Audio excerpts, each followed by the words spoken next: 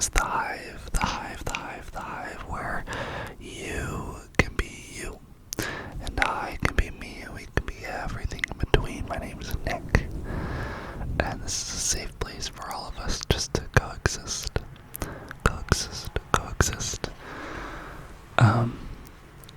Today's video is kind of just, it's going to be kind of like a random ramble. I'm kind of going back to my instincts. That's kind of what this channel was always about, was just kind of rambling about life.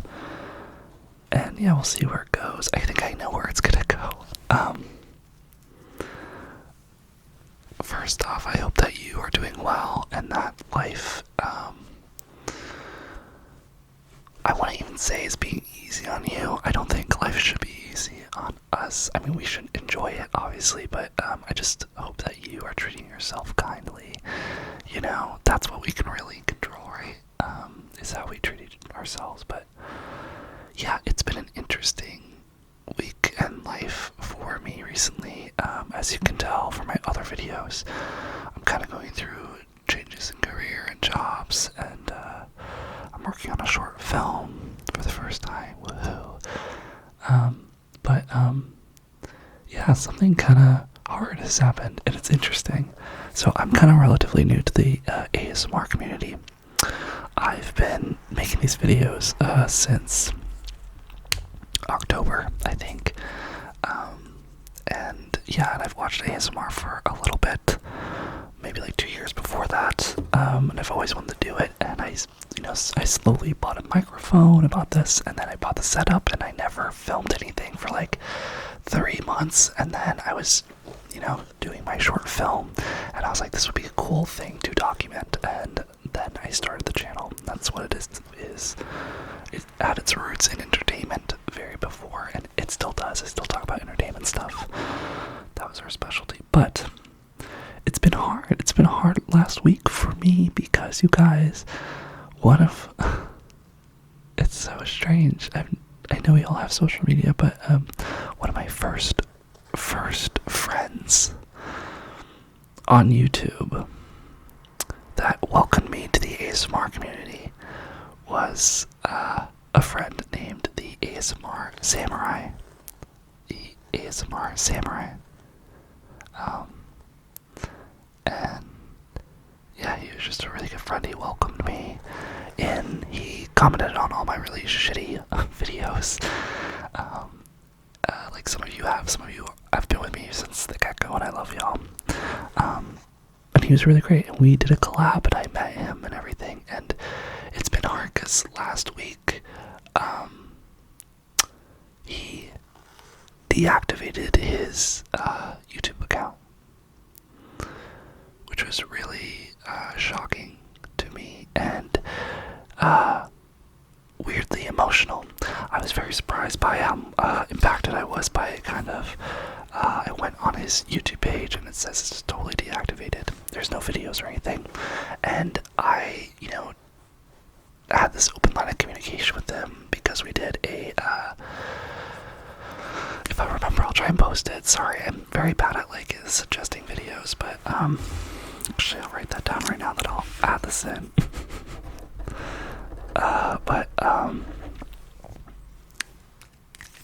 Sorry, my head's getting hurt. But basically, we have this open line of communication on Discord, and he's been there through. He's just been my rock, kind of with making ASMR. He probably didn't realize that, but I would kind of confide in him, and we'd talk about, having a friend making ASMR is different than, you guys watching, and I love you guys. You guys are amazing, but it's interesting, having someone who knows what it's like to throw out videos, and, and we were growing up together, basically. I think he found me when he had 500 subscribers, and now he had 1,500, and I was 0, and now I'm at 600, and yeah, it was just hard. And I reached out to him on Discord, and he still hasn't responded, and I just don't know what happened. If he's watching this, you are awesome, and I hope you don't mind me speaking about, your channel going dark, but I just want you to know that you had a huge impact on me. And I guess, I don't know, it just makes me think about, loss, and, losing people. And it's a very, very hard thing, right? Sorry for the sirens. It's a very hard thing. Sometimes it can happen in your life very unexpectedly. Someone that you thought could give you support kind of just like goes out the back door, and it's very unnerving. And I've been very blessed that I haven't had that experience happen that much. I've never fully, some people in my life have passed away, but I haven't lost anyone super unexpectedly very close to me, not yet. And I pray to God that that does not happen soon. But this gave me a little taste of it, and it just is hard, you know, so that's all I gotta say.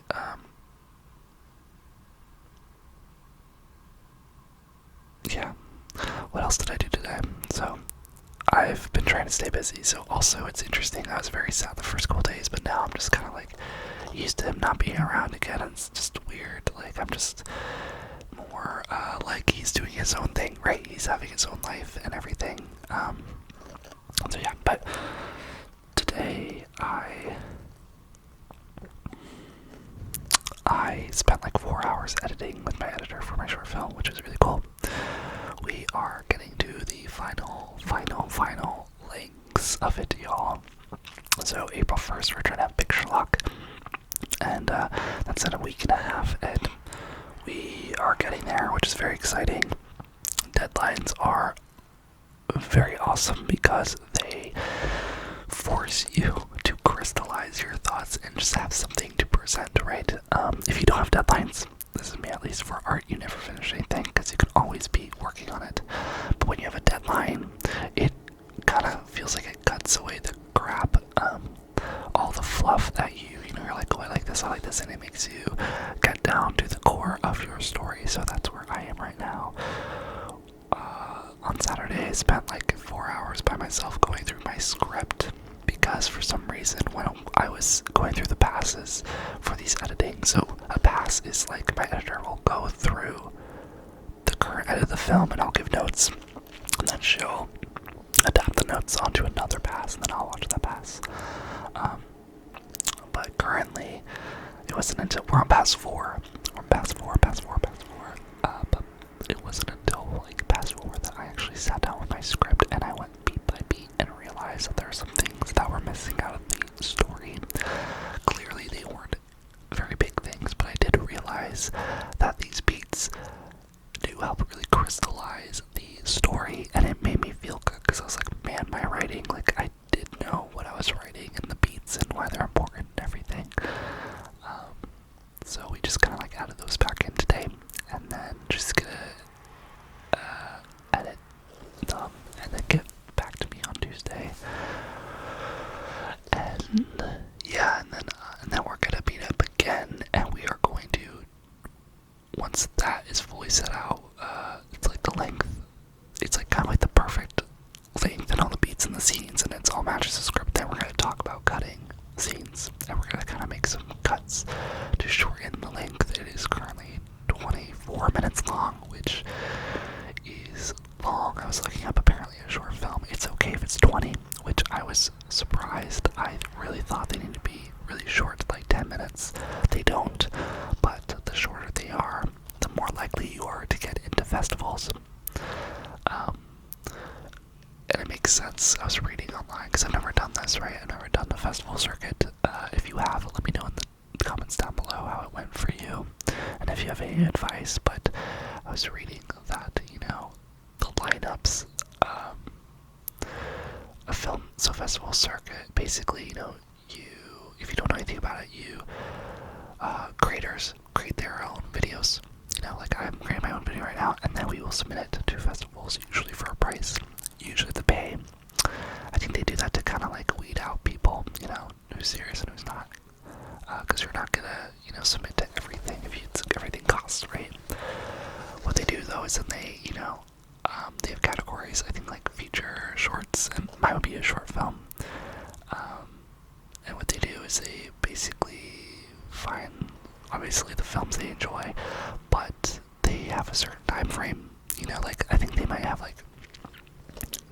say like 2 hours to show for a short film. So if your film is 30 minutes or 40 minutes. It's unlikely, unless it's really good, that, you know, you basically are taking the spot of all these little short films. And I think the main thing for festivals, new festivals at least, is they want, I was reading about this, they want traction, right? They want people to talk about their festival, and the more projects you have, the more the creators are going to be talking about the festival, and, you know, like, having people come, right? So it's interesting.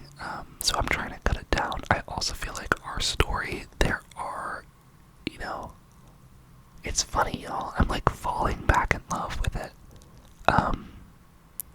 This process has been so interesting because, you know, we filmed it, and then I got the first edit of it, which is basically just like a string out of everything, and I don't know if I said this, but I was like, I hate it. And it wasn't like I hate it, but I just really, yeah, I hated it. And everyone said, like, that's normal, because, you know, it makes sense. You know, we're on Pass 4, and Ellie and I, my editor, have gone through every single beat of every scene and pulled out every, you know, it's crazy. We pulled out, like, every, you know, when we cut to an actor and they say the line, we go, okay, what is this, like, feeling like? What are the other takes? You know, like, we go through everything, and it's incredible how much you can shape a film by going beat by beat. And how much different it is from the beginning. And like today, like, we've been doing our film, and when you do picture lock, you're ignoring sound, color, and music. You're basically just focusing on the visual aspect of it. And you do that to lock it in, so then, you know, you could bring on sound and stuff, and then they could work for transitions, right? So that's what that is. So, like, we haven't even done sound at all, but today we did temp music, so, like, temporary music to place, and y'all, it was so funny. Like, I was, like, starting to cry. Like, I could feel myself starting to cry, and I was like, the music isn't even set. Like, Ellie just randomly put music in, like, the scene, and it's not gonna be the type of music, like, it's gonna be more specific. But I was like, oh my god, if I'm already feeling stuff, you know, then, like, it's great. And I was feeling things even without music, so I was like, that's really interesting. And I currently changed, I don't know if you guys ever do this, but my iPhone, you know how you have, like, your background photo,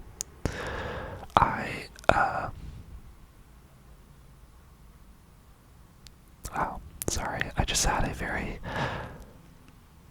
conscious, like, realization. Do you ever have those where you just kind of realize where you are in life right now? Wow. Talk about deep, sorry. But I just realized, like, I'm filming and talking to you. Sometimes we go through life, like, not really realizing what we're doing, but I am talking to you right now, and I love it. But what I was saying is, the background of my phone, I like to throw on quotes. I usually throw on things that,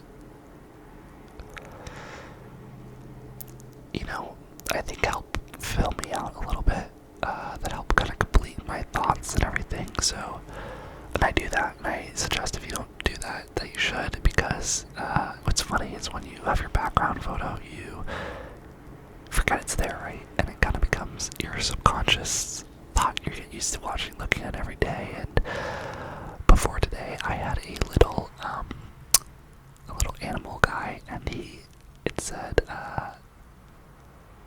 it's not the speed that matters, it's the direction that counts. It's not the speed that matters, it's the direction that counts, something like that. Because, you know, and I've been using that as a mantra recently, because I love, yeah, it's where you're going, it's not how fast you're going, right? It's where you're going, it's not how fast you're going, right? It's where you're going, it's not how fast you're going, right? So, but today, or yesterday, I changed it. And I changed it to, it's this flower, I made it on Canva, and this quote, it was actually from one of those websites where I was learning about film festivals and stuff, and it said, what did it say? It basically was like, it doesn't matter if people don't like your film. All that matters is that you create something personal, and that you say it,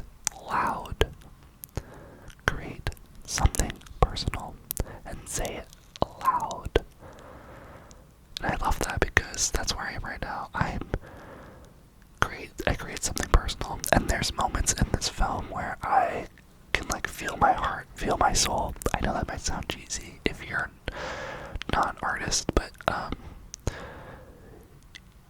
yeah, there's just moments where I'm like, that's my heart out there, and there are other moments where I'm like, it's clearly artistic and all this stuff, right? But those moments where it's my heart out on the sleeve, I'm trying to tap into that, and I love this because it's like, show it, like, be bold with it, don't run away from it, don't hide it, showcase it, right? Like, showcase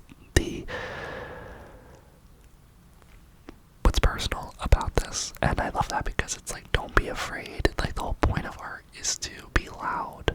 You know, you might be wrong, your thoughts might be incorrect, but the whole point of art is to have a thought and to express it, express that thought, and you need to be loud and bold, and then at the end of the day, if you just do that, if it's something, you know, it means something to you and you're loud about it, that's success. You know, that's success. So that's where I am, and it's been really nice. You know, am hopefully getting better at showing art and sharing art. I know I've been asked this before, I will share the film on this channel when it comes out after festival, so like in a year or sooner, so make sure you hit that subscribe button, just so that you can check up on this channel and it will be out. And that's cool about this channel is because you can see the whole process of it, right? I literally read you the script and then I talk about every shooting day and I show you the behind the scenes photos, and yeah, and then I talked about all this in post, obviously where we are now, so but yeah, it's been really cool. I'm getting used to like showing and expressing and sharing art more. My DP Miles showed a interest in like looking through the passes, and initially something I'm usually trying to get better at is I can be very picky and put it before the wall in what I will share and show people about my art. I don't know if you're like that.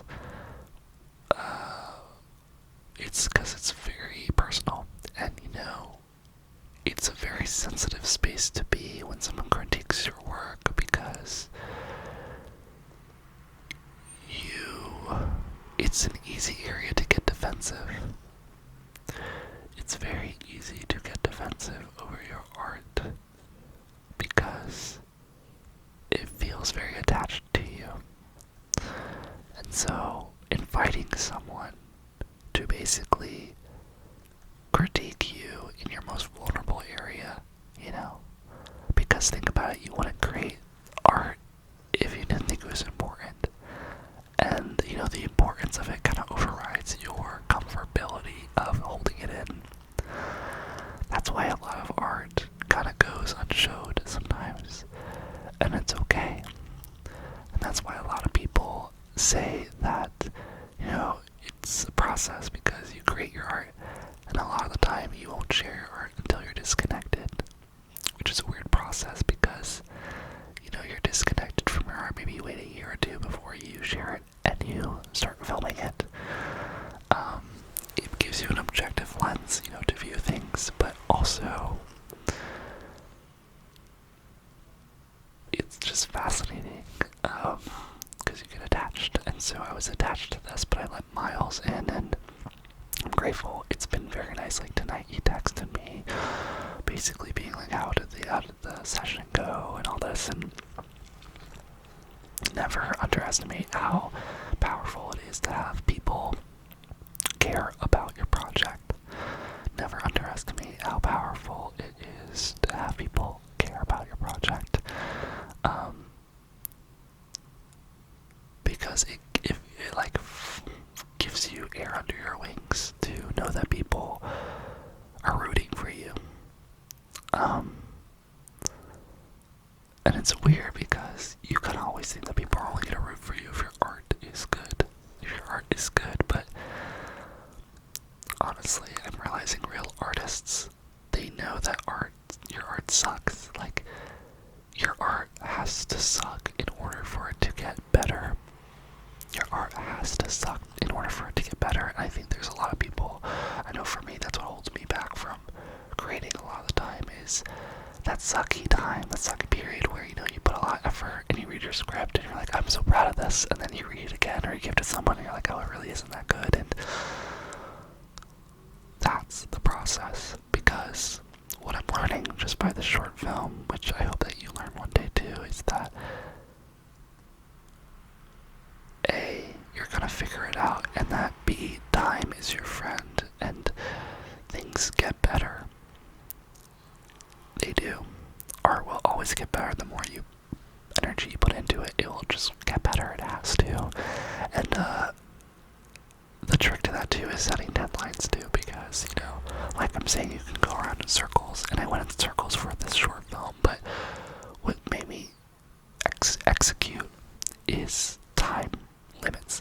So it's funny, right? Like, you need time as your friend, but also as a limit to really challenge you, to spark, to give you, it's kind of like giving you a footing, like giving you a ground to stand on, you know, like you're swimming, but eventually you need to get out of the pool, and you need to step out onto the concrete, and it's weighing you down, right, like gravity and everything. But that's what this feels like, you know, you're swimming around with all these great ideas and what it could be, but then you need to stand out of the water eventually on your own and go for it.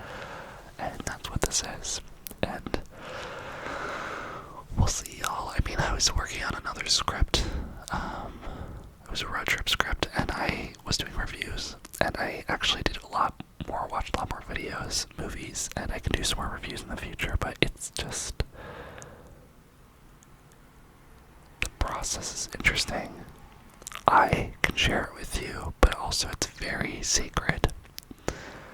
And very, and not in an annoying way. I'm not trying to be like pretentious about it, but it's, when I'm creating art, I don't know about you, but you kind of tap into an arena where you can't really be watched. And by having people watch you, it pulls you out of it, because it's almost like you leave your body and you aren't thinking about yourself. You don't know where you are. You're joining this other level of existence. And that's why I love writing, is like, I believe in this mantra of, I have it on here actually, Minor Shame and Joy, these artistic gods that basically I'm channeling. You know, it's not me, it's not Nick that's channeling this art, it's some force out there that's letting me tap into it and curate it down. But because of that, it's very sacred, and it's hard to write and create when I feel like I'm being watched.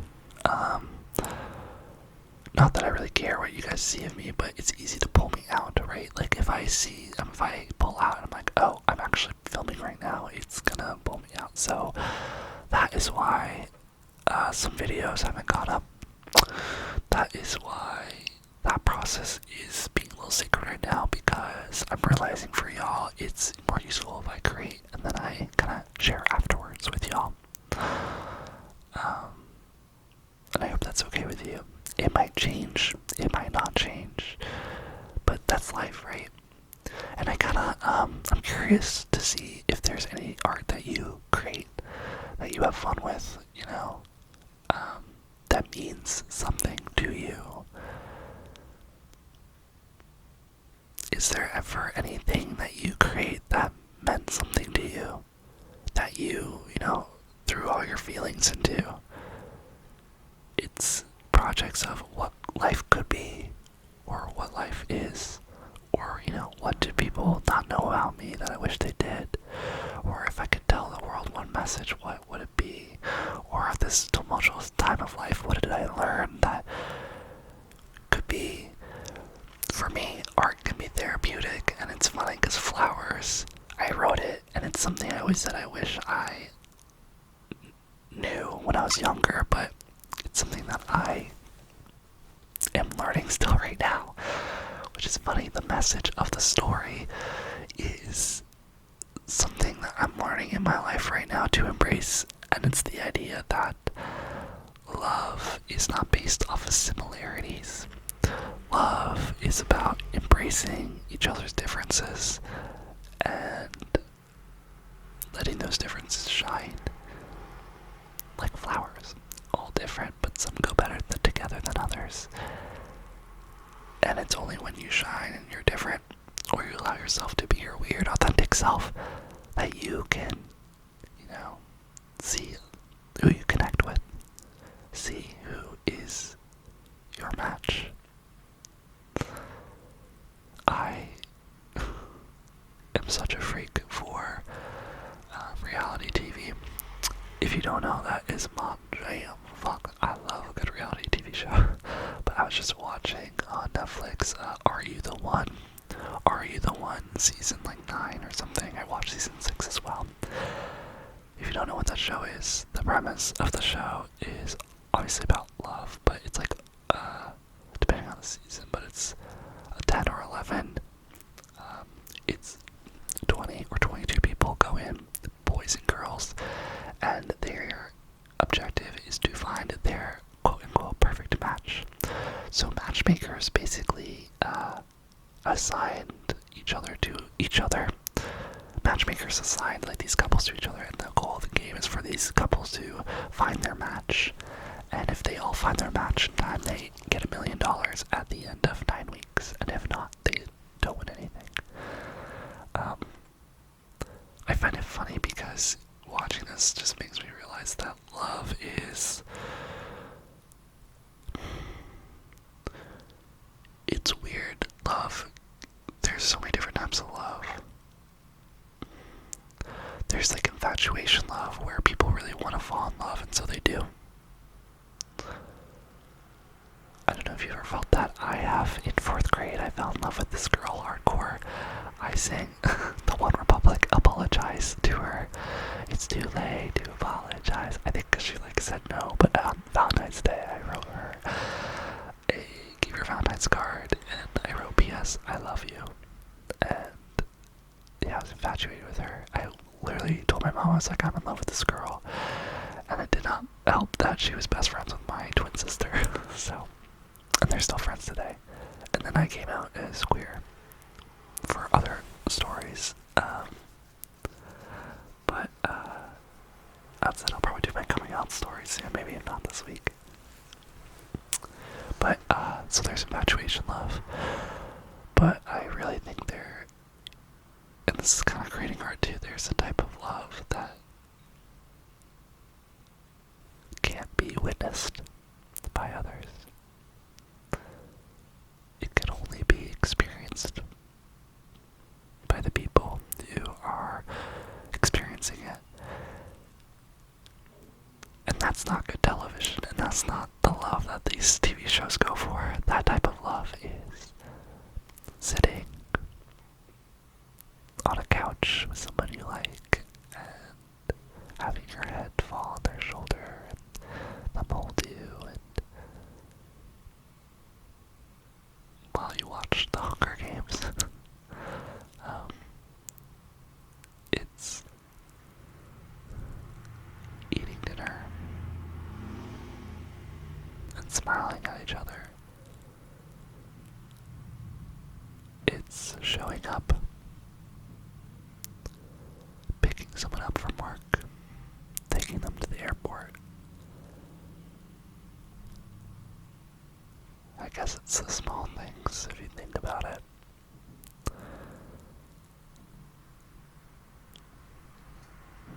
I don't know, do you believe in different types of love? Let me know in the comments down below. I do. And I realize a lot of my love for screenplays and writing and art actually stems from that question of what is love and how do people express it, and what happens when you express it not incorrectly, but in a way that people don't understand. Because it's innate that I think all of us want to be loved, right? And I think it's funny because a lot of us are loved, but we don't think we are, which is a total scam if you think about it. And there has to be a capitalistic reason, like Valentine's Day, you don't have a lover. You can't, like, go out to a really fancy restaurant, buy chocolate, all of that, so you think you're not in love, but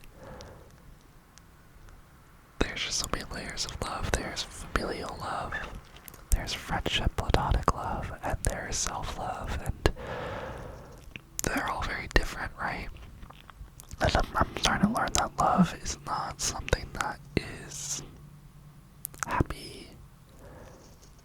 It doesn't always feel good,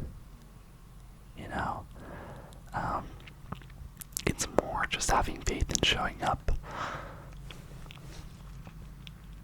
and exuding faith and trust. I think that's what it is. I wonder what it's like when we get married, because I wonder what it feels like to finally stop searching for your soulmate, searching and asking yourself, like, who is gonna complete me, and who am I gonna end up with, and what are they gonna be like, and will I ever find anyone, I think we all experience that. Let me know if you experience that too, but what happens when your life isn't succumbed to that? Because for me, that's all I can ever really think about. I'm pretty hopeless romantic, I think. But then sometimes, we put up walls and I don't really express that or allow people to tap into that with me. I think it's because we all, are afraid that people will see through us and be like, oh, you're not worth it. Or, there's nothing special about you. I think that's the secret, right? Like, you go on a date and you're afraid that someone's gonna be like, oh, I see you. You're nobody. But nobody's nobody. And then it begs the question too, it's like, what if people ever thought that too? It's like, clearly they're looking for a certain type of love that is not unconditional. They're looking for a type of love that has standards. And then we ask ourselves if that's even really love. And if I'm being honest, I don't think it is.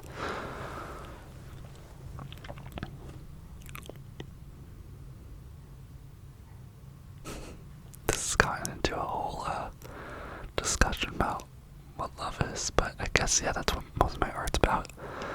I'm curious about what you think about every day, and whether you want to share it or not in the comments. Feel free to. But I think it's interesting to acknowledge it and to be aware of it and see how, it changes your perception of life.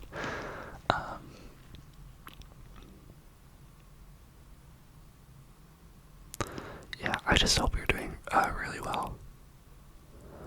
Not even fucking well. I hate that I say that. It's not like I want you doing well. It's just like I hope that you are taking time to discover yourself, taking time to feel yourself, to love yourself, but more specifically, as in love yourself, like just be there for you and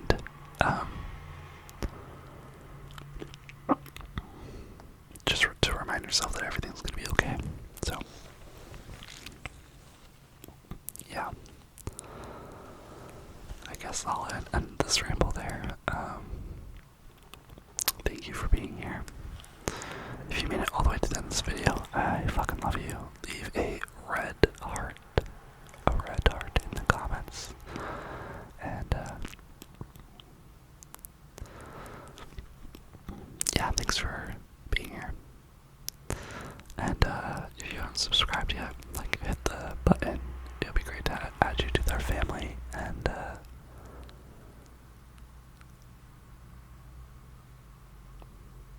yeah, you're very loved, my friend. You're very, very loved. You're very, very special.